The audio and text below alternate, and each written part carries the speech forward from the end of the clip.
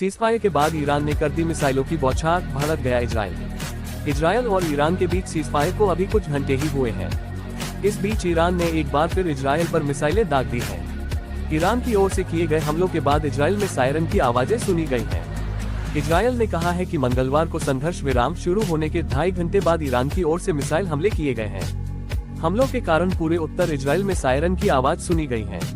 America के राष्ट्रपति Donald Trump द्वारा प्रस्तावित संघर्ष विराम प्रस्ताव को इजरायल और ईरान द्वारा स्वीकार किए जाने के बाद ये हालिया हमले हुए हैं। संघर्ष विराम प्रभावी होने के 3 घंटे से भी कम समय बाद ईरान ने मिसाइलें दागी हैं। इजरायल देगा जवाब। ईरान की ओर से किए गए मिसाइल हमलों को बाद इजरायल के रक्षा मंत्री इजराइल कात्स ने इजरायली सेना को कड़ा जवाब देने का निर्देश दिया है।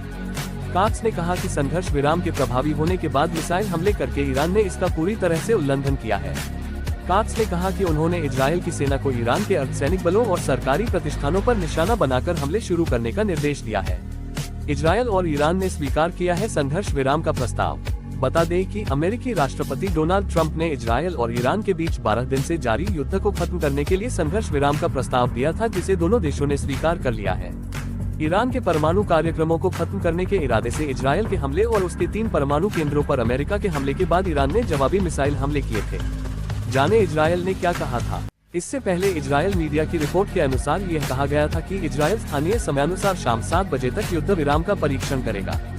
इजरायल शाम 7 बजे तक ईरान में कोई सैन्य अभियान नहीं चलाएगा और लंबे समय तक युद्ध विराम की घोषणा करने से पहले तेहरान की प्रतिक्रिया पर नजर रखेगा। जाने किसने कहा कांप जाएगा तेहरान।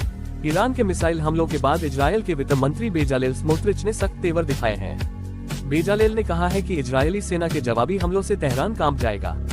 इससे पहले इजरायल के प्रधानमंत्री बेंजामिन नेतन्याहू ने कहा था कि इजरायल ने परमाणु और बैलिस्टिक मिसाइल के खतरों को दूर किया है।